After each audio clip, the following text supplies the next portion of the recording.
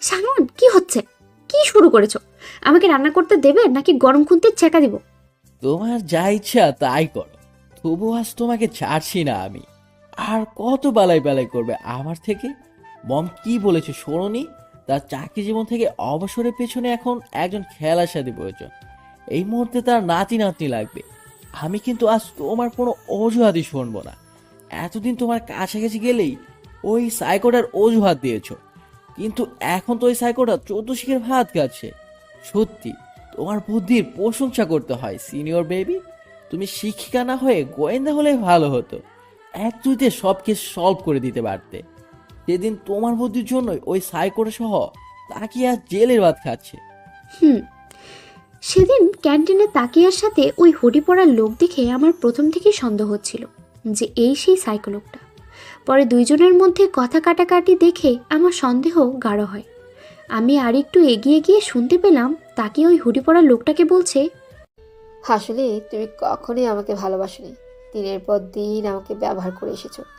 শুধুমাত্র তোমার কথায় আমি সেদিনের সায়ানের ঘোলের মধ্যে নেশাজাতীয় দ্রব্য মিশিয়ে ওকে জোর করে খাইয়েছিলাম।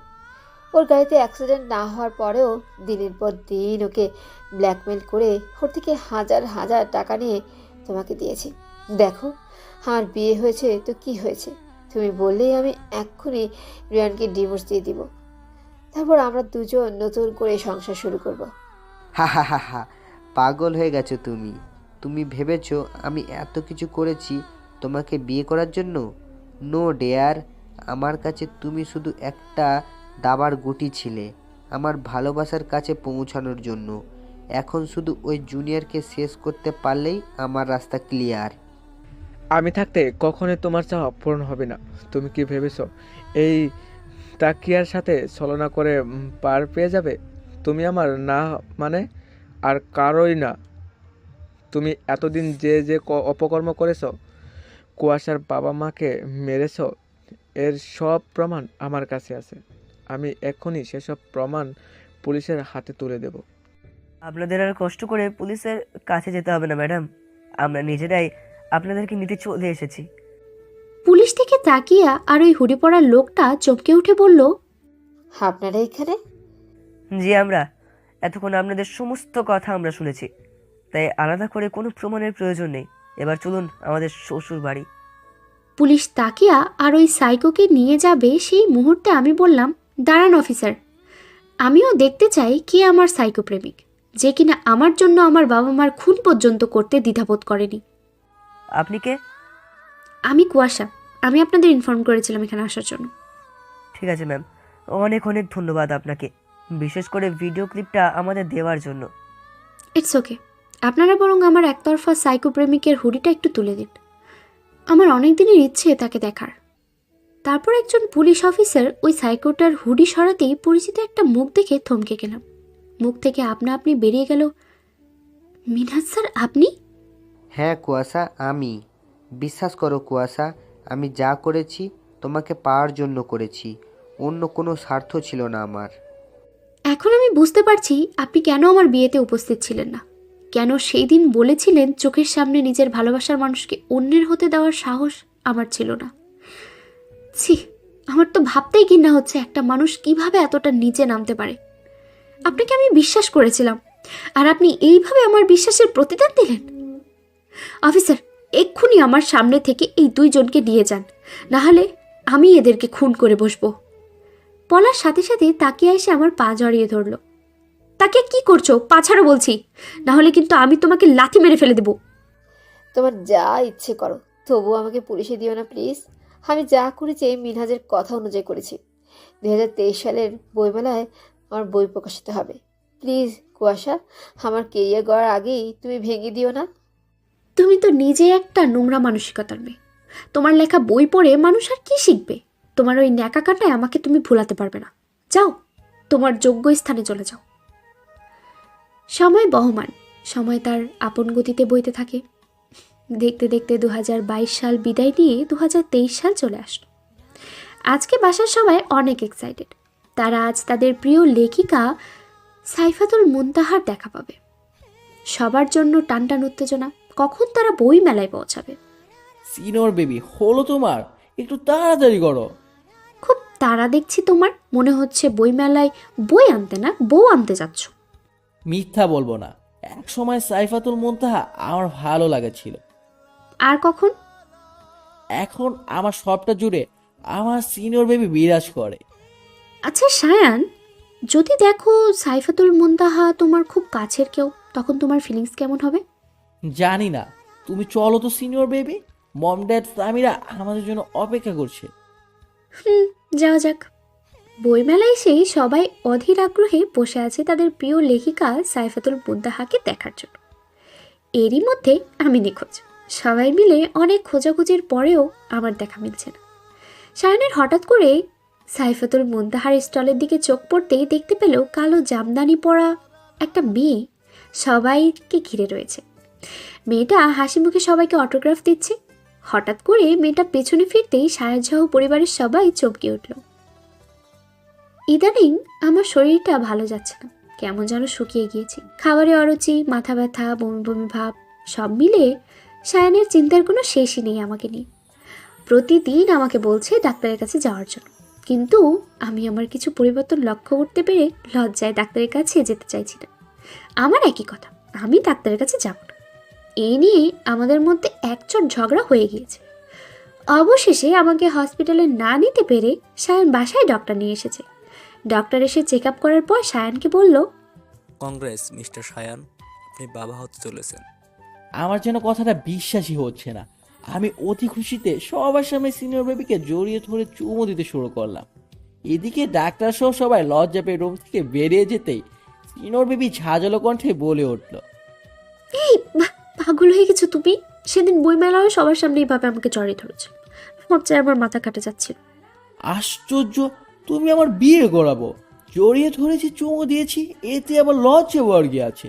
ও তো আজ শো করার জন্য, তাই না? তাই বলে যেখানে সেখানে তোমার আদর্শ হকের ডালা খুলে বসবে? সেদিন বইমেলায় কি করেছিলে ভুলে গিয়েছো? না, ভুলিনি। সেদিন সাইফাতুল মুনতাহা স্টলে একটা কালো জামদানি পরা মেয়েকে দেখেছিলাম হাসি মুখে সবাইকে অটোগ্রাফ দিতে, কিন্তু হঠাৎ করে মেয়েটা পিছনে ফিরতেই আমরা সবাই চমকে উঠেছিলাম। কারণ সাইফাতুল মুনতাহা আর কেউই নয়, স্বয়ং কুয়াশা। আসলেই তোমাকে সাইফাতুল মুনতাহা রূপে দেখে আমি নিজেকে কন্ট্রোল করতে পারিনি, তাই তো লাজ লজ্জা ফুলে সবার সামনে জড়িয়ে ধরেছিলাম। আমি চেয়েছিলাম তোমাদের সবাইকে সারপ্রাইজ দিতে, তাই তো কাউকে বলিনি যে আমি সাইফাতুল মুনতাহা। তোমরা যখন আমার গল্পের প্রশংসা করতে, ব্যাপারটা আমি বেশ এনজয় করতাম। তখনই মনে মনে ভেবে রেখেছিলাম তোমাদের সবাইকে সারপ্রাইজ দেবো। তবে আম্মু জানতো ব্যাপারটা, আম্মুর সাপোর্ট পেয়ে এই পর্যন্ত আসতে পেরেছি। কিন্তু এখন তুমি কোনো প্রকার লেখালেখি করতে পারবে না। লেখালেখি করতে গেলে মাথায় প্রেশার দিতে হবে। আমি তোমাকে নিয়ে বিন্দুমাত্র রিস্ক নিতে যাচ্ছি না। আর এখন থেকে তুমি স্কুলেও যেতে পারবে না। চাকরিটা করছো না তুমি। বাসা থেকে স্কুলে জার্নি করে যাওয়া, সারাদিন স্টুডেন্টদের সাথে ভক ভক করতে গেলে তুমি অসুস্থ হয়ে পড়বে। তোমার জুনিয়র বর যথেষ্ট টাকা ইনকাম করে, তার ইনকামের টাকা দিয়ে তোমার মতো 4টা বইয়ের ভরণ পোষণ চালাতে পারবে। তাই তোমার চাকরির কোনো প্রয়োজন নেই। কাল থেকে স্কুলে যাচ্ছ না তুমি, এটাই ফাইনাল। সায়ান, তুমি বাচ্চাদের মতো করছো কেন? সবে মাত্র কনসিভ করেছি, এখনই আমি বাবু সেজে রুমে বসে থাকবো? মনে হচ্ছে পৃথিবীতে এই প্রথম আমি মা হতে চলেছি, আর কোনো আমি মাই হয়নি। কুয়াশার কথা শুনে আমি ওর হাত দুটো ধরে নিজের হাতের মুঠো নিয়ে চুমু দিয়ে বললাম, সিনিয়র বেবি, তুমি নিজেও জানো না আজকে আমি কতটা খুশি হয়েছি। পৃথিবীর একটা ছেলে সবচেয়ে সুন্দর অনুভূতি কি জানো? তার প্রথমবারের মতো বাবা হওয়ার সংবাদ শোনা। প্রথমবার বাবা হওয়ার অনুভূতি পৃথিবীর সমস্ত অনুভূতিকে হার মানায়। এই অনুভূতি এতটাই আনন্দের যা শুধুমাত্র হৃদয় দিয়ে অনুভব করা যায়।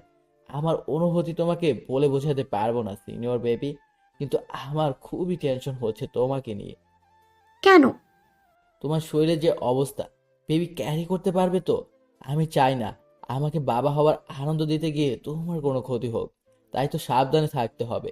কুয়াশা কিছু বলতে যাবে, তার আগে আম্মু এসে বলল, সায়ন, একটু বাইরে যাও, কুয়াশার সাথে আমার কিছু কথা আছে। আশ্চর্য, আমার বউ আমার বাচ্চা আমাকে তাড়িয়ে দিচ্ছ মম? এইটা কিন্তু আমার সাথে ঘোর অন্যায় হচ্ছে। তুমি যাবে এখান থেকে? যাচ্ছি তো।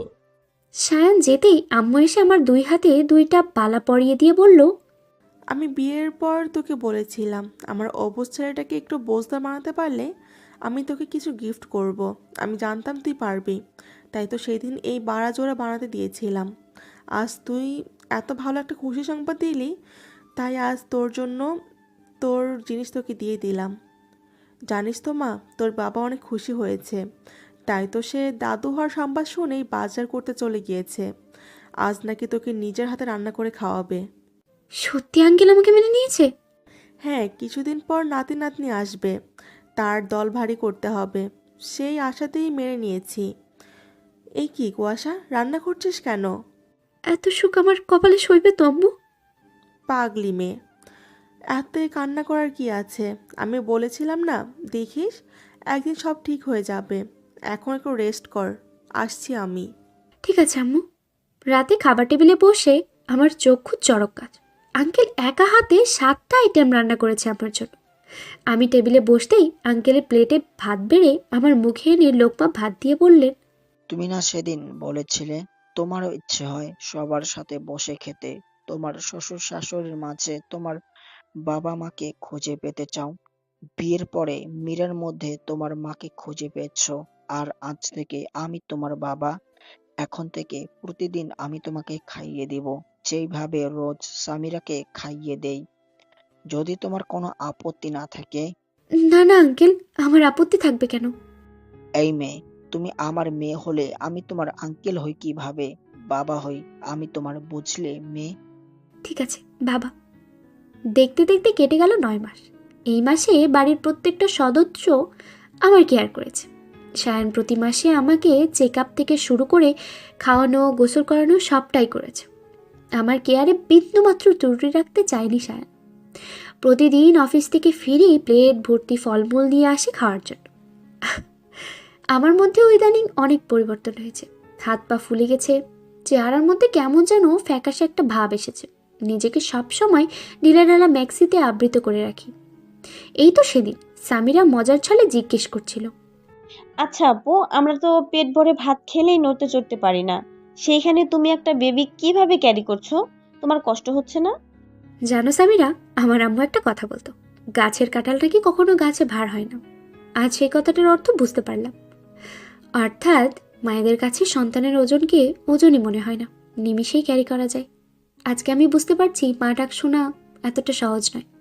তবে তোমার ভাইয়া যা করে, মনে হয় প্রেগনেন্ট আমি নয়, বরং সে হয়েছে। পৃথিবীতে সবচেয়ে ভাগ্যবতী মেয়েকে জানো, যার একজন কেয়ারিং হাজবেন্ড আছে। আর আমি সেই ভাগ্যবতীদের মধ্যেই একজন, যে কিনা সায়ানের মতো এমন একজন স্বামী পেয়েছি। তোমাদের ভালোবাসা সারা জীবন অটুট থাকুক আপু। রাত 2:30 চারিদিকে শুনশান নীরবতা। সায়ন ঘুমিয়ে গিয়েছে। ছেলেটা বড্ড পাগল। এই কয় মাসে আমার চিন্তায় সায়নের ঘুম হারাম হয়ে গিয়েছে।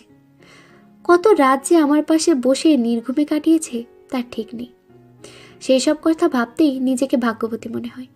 আমার ঘুম ভেঙে যাওয়ায় হুমায়ুন আহমেদের কোথাও কেউ নেই গল্পটা পড়ছিলাম। হঠাৎ করেই পেইন ওঠে। এদিকে সায়নের ঘুমন্ত চেহারা দেখি। সায়নকে না ডেকে দাঁত কামড়ে ব্যথা সহ্য করতে নেই। এক পর্যায়ে ব্যথা সহ্য করতে না পেরে অজ্ঞান হয়ে যায়। ভোর রাতে আমার ঘুম ভাঙতেই দেখি কুয়াশা মেঝেতে অজ্ঞান হয়ে পড়ে রয়েছে। কুয়াশার এই অবস্থা দেখে আমার যেন পাগল পাগল অবস্থা। তাড়াতাড়ি করে কুয়াশাকে হসপিটালে নিয়ে যাই। প্রায় 1 ঘন্টা যাবৎ ওটির সামনে সবাই অপেক্ষা করছি। অবশেষে সবার অপেক্ষার অবসান ঘটিয়ে ডক্টর এসে বললেন, কংগ্রেস মিস্টার, আপনি টুইন বেবির বাবা হয়েছেন, বাচ্চারা সুস্থ আছে। আর আমার সিনিয়র বেবি কেমন আছে? মানে?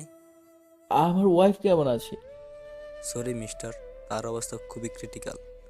আপনারা রোগীকে অনেক দেরি করে হসপিটালে নিয়ে এসেছেন, কোনো মতো নিঃশ্বাস চলছে আর কি, গিয়ে দেখা করতে পারেন। আমি কেবিনে প্রবেশ করতে দেখতে পেলাম কুয়াশার মৃতদেহটা বেডে পড়ে রয়েছে। কুয়াশাকে এই অবস্থায় দেখে আমার কলেজে মোচড় দিয়ে উঠল। আমাকে দেখে কুয়াশা কাবা কাবা কণ্ঠে বলল, সায়ন দেখো, তোমার ইচ্ছে পূরণ হয়েছে, আমাদের টুইন মেয়ে হয়েছে। তুমি আমার মেয়েদের দেখে রেখো সায়ন। তোমার সাথে আমার আর পথ চলা হলো না সায়ন। আমাদের ভালোবাসা এখানেই শেষ হয়ে গেল। না সিনিয়র বেবি, আমাদের ভালোবাসা এইখানে শেষ নয়। তোমার সাথে আরো বছর বাকি আছে আমার। তোমার কিছুই হবে না সিনিয়র বেবি, আমি কিছু হতে দেবো না তোমার। সায়ন, শেষবারের মতো আমাকে একটু জড়িয়ে ধরবে? শেষবারের মতো একবার সিনিয়র বেবি বলে ডাক দেবে? তোমার মুখে সিনিয়র বেবি শব্দটা শুনতে যে আমার বড্ড ভালো লাগে। সায়ন আমাকে জড়িয়ে ধরতেই আমার দুই চোখের পাতা এক হয়ে গেল, নিঃশ্বাস চলাচল বন্ধ হয়ে গেল। ডক্টর এসে পালস চেক করে বলল, শি ইজ নো মোর। বাবা বাবা, কি হয়েছে আমার রাজকন্যাদের? তোমার সিনিয়র বেবি মেরেছে আমাদের। সিনিয়র বেবি খুব সাহস বেড়ে গিয়েছে। তোমরা দাদুর কাছে যাও, এক্ষুনি আমি সিনিয়র বেবিকে বকে দিচ্ছি। না, আমাদের সামনে বকা দাও। তোমাদের সামনে বকা দেওয়া যাবে না সোনা, তোমরা দাদুর কাছে যাও, আমি ঠিক সিনিয়র বেবিকে বকে দেব। বাপ বেটি মিলে আমার নামে কি বদনাম দেওয়া হচ্ছে শুনি? সিনিয়র বেবি, তুমি আমার রাজকন্যাদের মেরেছো কেন? তোমার মেয়েরা কি করেছে জানো? বাবা নামাজ পড়তে বসেছে আর তোমার গুণধর মেয়েরা তার পিঠের উপরে উঠে বসে রয়েছে। একেবারে হয়েছে তোমার মতো। বাবা ভালো হলে তার মেয়েরাও ভালো হতো, আর আমার হয়েছে যত জ্বালা। এদিকে দুইটা মেয়েকে সামলাতে হবে আর অন্যদিকে তাদের বাবাকেও সামলাতে হবে। এই 5 বছরেও তোমার কোনো পরিবর্তন হলো না সায়ন, সেই আগের মতোই বাচ্চাটাই রয়ে গেছো, অথচ নিজের এখন 2টা বাচ্চার বাপ। উফ! তুই বাচ্চার বাপ হলেও ভালোবাসা কিন্তু আগের মতোই রয়েছে, সারা জীবন এমনই থাকবে। হ্যাঁ, জানা আছে তোমার ভালোবাসার নমুনা। 5 বছর আগে একটা দুঃস্বপ্ন দেখেছিলে, আমি মারা গিয়েছি। 5 বছর আগের একটা দুঃস্বপ্ন, অথচ এখনও সেই স্বপ্নের কথা মনে পড়লে আমাকে হারানোর ভয়ে চোখের পানি ফেলে একাকার করে দাও। তুমি কি ভেবেছিলে আমাদের ভালোবাসা শেষ হয়ে যাবে? জি না মিস্টার, আমাদের ভালোবাসা এখানেই শেষ নয়।